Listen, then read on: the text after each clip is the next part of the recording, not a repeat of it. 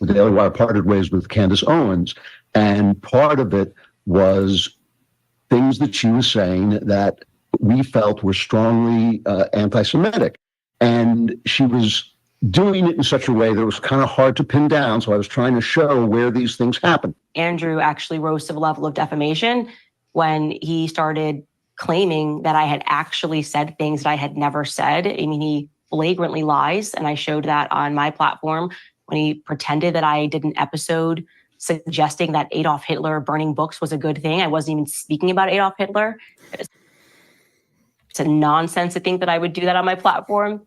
And it's a trick also. Okay, so apparently Andrew Klavan, like many others, pointed out that she's doing outrageously messed up things, such as...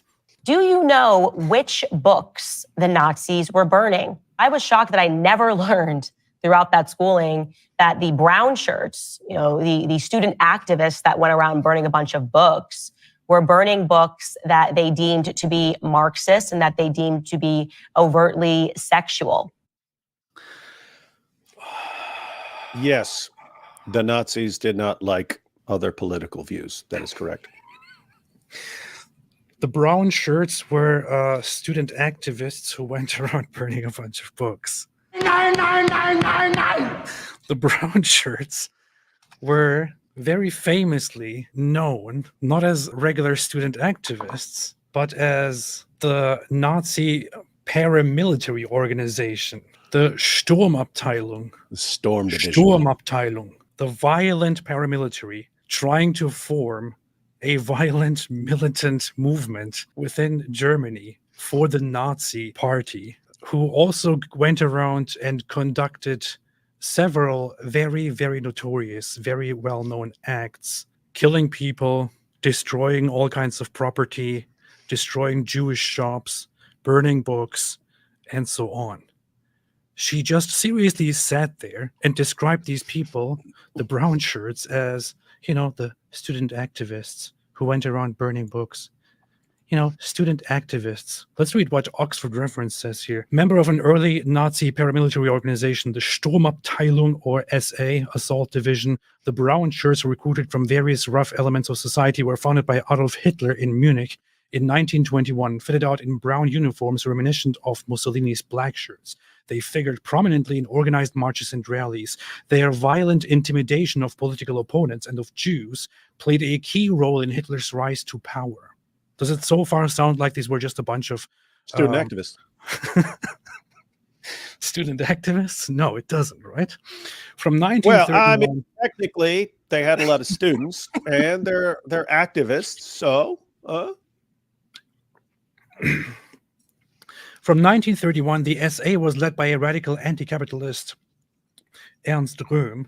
By 1933, it numbered some 2 million, double the size of the army, which was hostile to them. Röhm's ambition was that the SA should achieve parity with the army and the Nazi party and serve as the vehicle for a Nazi revolution in state and society. For Hitler, the main consideration was to ensure the loyalty to his regime of the German establishment and in particular of the German officer corps. Consequently, he had more than 70 members of the SA, including Röhm, summarily executed by the SS in the Night of the Long Knives, after which the revolutionary period of Nazism may be said to have ended. This is an instance where I would say that this is incompetence, ignorance, more than just her vile, dishonest aspect. Because she doesn't know much. She's actually quite ignorant. She doesn't know very much. She learns things from social media. She learns things from groypers. Yeah. Let's put it that way.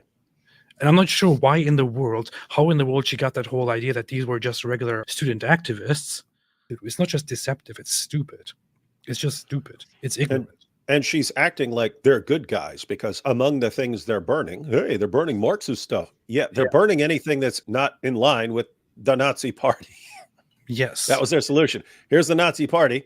This stuff disagrees with it. Let's go burn it all. She's like, but look at the great thing. Look at the things they were burning. What a great job, guys. These great student activists who put Hitler in power. Yeah, but the second aspect of it is also that she actually distributes this false pro-Nazi apologist propaganda that the books they were burning were just books that were morally reprehensible. A bunch of Marxist stuff and overly sexual stuff. That is not what happened. We have endless lists and names of books that were actually burned. Lots of different books on medicine, on art, whatever it is, all across the board were burned. And as said, Jewish books, so books from Jewish authors, were categorically considered for burning and mostly burned.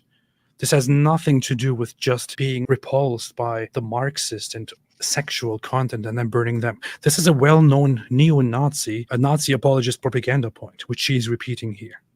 And to people who are not aware of it, this may sound like, quite innocent, and she's making a moral point here and saying that things weren't actually that bad. And she's also saying that she never really learned this in school. Well, she's the ignorant one. I did learn this in school. I also did learn this later on myself. Lots of people out there do learn this. And they know very well that this is not what happened in Nazi Germany. She's presenting Nazi lies, Nazi apologia. That's what she's doing. To be Marxist and that they deemed to be overtly sexual. And one of the first and most notorious book burnings was the student-led destruction of the library at the Institute for Sexual Research. That library was founded by a man named Magnus. Yes. Look at all the other things they burned, by the way. If you want some basic information on things that happened during the Holocaust and during Nazi times, just look at the Holocaust Encyclopedia, United States Holocaust Memorial Museum.